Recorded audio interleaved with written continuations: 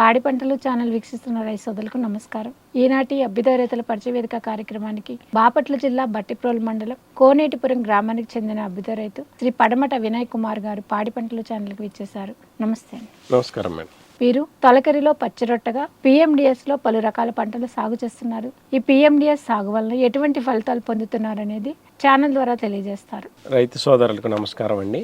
రబీ సీజన్లో అపరాలు తీసేయగానే భూమిని ఖాళీగా ఉంచుకోకుండా భూమి వేసవతాపానికి గురవుతుంది కాబట్టి 365 డేస్ భూమిని పచ్చగా ఉండే కాన్సెప్ట్లో భాగంగా ప్రీమాన్ డ్రై సోయింగ్ విధానాన్ని పాటిస్తూ ఉంటాను నేను. అందులో ఎకరానికి 15 కేజీలు 25 రకాల విత్తనాలని కలిపి చల్లుతాను. 2 ఎకరాలు సాగు చేస్తాను. ఆకుకూర విత్తనాలు, సుగంధ ద్రవ్యాలు, జీనుగా, జలుబు, మినుములు, పెసలు, రాగులు, తీగజాతి, అట్లా వంగ, బెండ, అలాగే సజ్జలు మొత్తం కలిపి భూమిలో చల్లుతాను. ఇందులో భాగంగా విత్తన గుళికల విధానాన్ని అవలంబిస్తూ ఉంటానండి నేను.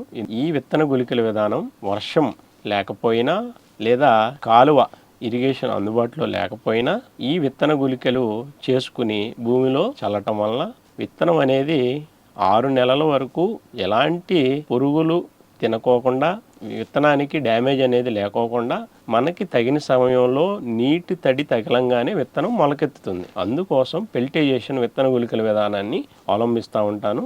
ఈ విత్తన గుళికల విధానం ఎలా చేయాలని అంటే కావలసిన పదార్థాలు: నేత గోని సంచ, ఒక వాటర్ బాటిల్, బంకమట్టి మెత్తగా నూరిన పౌడర్, ఘనజీవామృతం పొడి, బూడిద, బీజామృతం తీసుకుని ఈ ఘనజీవామృతం, బంకమట్టి, బూడిద అనేవి పిండి చల్లించే జల్లెడతో మెత్తగా పౌడర్ లాగా జల్లించుకుని దగ్గర పెట్టుకోవాలి. తర్వాత గోని సంచి మీద విత్తనాలు పోసి ఇద్దరు అటు ఇటు పట్టుకుని బీజామృతంతో విత్తన శుద్ధి చేసుకోవాలి. పూర్తిగా బీజామృతం తడపటం వలన విత్తనాలు మరుసటి రోజే మొలకొచ్చే అవకాశం ఉంది కాబట్టి తడి పొడిగా తడిచి తడవనట్టుగా విత్తనాలు తడుపుకోవాలి. ఆ తర్వాత బంకమట్టి, ఘనజీవామృతం చల్లుతూ పొరలుగా 3 కోటింగ్స్, విత్తన గింజ 2 ఇంతలు 3 ఇంతలు అయ్యే విధంగా విత్తన గుళికని తయారు చేసుకుంటాం. ఇట్లా తయారు చేసుకున్న విత్తన గుళికలు మనం పొలంలో చల్లుకోవడానికి 6 నెలల వరకు నిల్వ ఉంటాయి. ఆకుకూరలు అనేవి 20 నుంచి 25 రోజుల్లో మనకి క్రాప్ కటింగ్కి వస్తాయి. ఈ ఆకుకూరలు 2500 నుంచి 3500 వరకు కూడా ఆదాయాన్ని తీసుకోవచ్చు. అట్లాగే తీగ జాతికి సంబంధించినవి బీర, దోస ఇలాంటివి కూడా 45 నుంచి 50 రోజుల తర్వాత ఆదాయం సమకూరుస్తాయి. పశుగ్రాసం కింద కూడా 45 నుంచి 50 రోజుల తర్వాత మా ఇంటి దగ్గర పశువులు ఉన్నాయి, నేను చల్లిన ఈ PMDSని వాడుతాను. అలాగే పశుగ్రాసాన్ని బయట రైతులకు కూడా సెంటు 200 నుంచి 300 వరకు ధర పలుకుతుంది. నాకు ఈ PMDS వేయటానికి విత్తనాల ఖర్చు, ట్రాక్టర్ ఖర్చు, ఈ ఖర్చులన్నీ కూడా పశుగ్రాసం కింద అమ్మే వాళ్ళ దగ్గర నుంచి ఆదాయాన్ని సమకూర్చుకుంటాను. PMDS 30 కేజీలు చల్లుతానండి. 30 కేజీలు 3000 అవుతున్నాయి. ట్రాక్టర్ రోటావేటర్ వేసినందుకు ఎకరానికి 1600 తీసుకుంటున్నాడు. అట్లాగే మనకి 5000 యావరేజ్ ఖర్చు అక్కడే అవుతుంది. ఆ ఖర్చు అంతా ఈ ఆకుకూరలు 20 నుంచి 30 రోజుల కాల వ్యవధిలో ఆదాయం అనేది మనకి వస్తుంది. 40 నుంచి 50 రోజుల తర్వాత పశుగ్రాసాన్ని అమ్మటం ద్వారా అదనపు ఆదాయం వస్తుంది. నేను 2 ఎకరాలు సాగు చేస్తాను.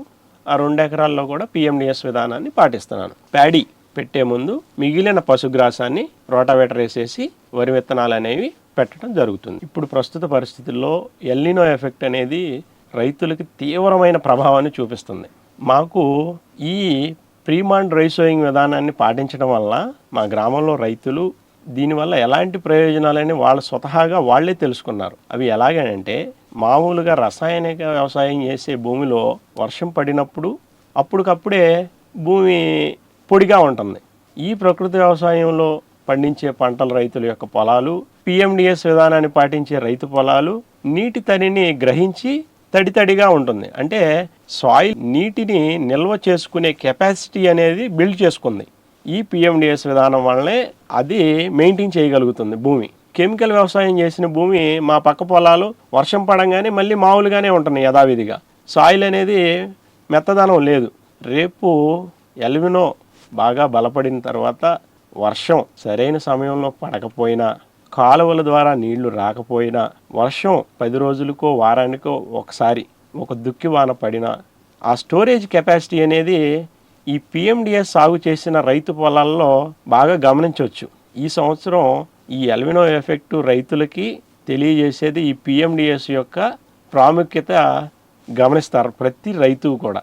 పిఎండిఎస్ వేయటం వలన వరిలో కలుపు నివారణ, అలాగే భూమిలో కర్బన శాతం అనేది పెరుగుతుంది. 3 కోటాల్లో ఎరువులు అనేవి వేస్తారండి. 3 కోటాల్లో విడతల వారీగా 2 బస్తాలు వేసే రైతు 1 బస్తా ఎరువులతో సరిపోతుంది. పిఎండిఎస్ వేసే రైతులు ప్రకృతి వ్యవసాయం చేసే విధానంలో యూరియా డిఏపి అనేవి కూడా అవసరం లేకోకుండా ఘనజీవామృతం 1 ఎకరాకి 400 కేజీల చొప్పున వేసి అసలు పూర్తిగా ఆ యూరియా డిఏపిలు నిషేధించవచ్చు. పిఎండిఎస్ వలన ఇంకో ముఖ్యమైన విషయం ఏంటంటే, గత కొద్ది సంవత్సరాలుగా వరిలో దుబ్బు గులుకులని, పురుగు గులుకులని రకరకాలైన పురుగు మందులు గులుకులు వేసి వానపాముల్ని భూమి అడుగు లోపలికి వెళ్ళిపోయినాయండి. మళ్ళీ ఈ ప్రీమాన్ డ్రై సోయింగ్ విధానం వలన వానపాములు అనేవి భూమి పైకి రావాలని అంటే భూమి సమృద్ధిగా గుళ్ళబారటం వలన పైకి వస్తాయి. భూమి పై పొర నుంచి కింద పొర వరకు వెళతాయి. దీనివల్ల ఏంటంటే నీటి స్టోరేజ్ అనేది భూమిలో పెరుగుతుంది.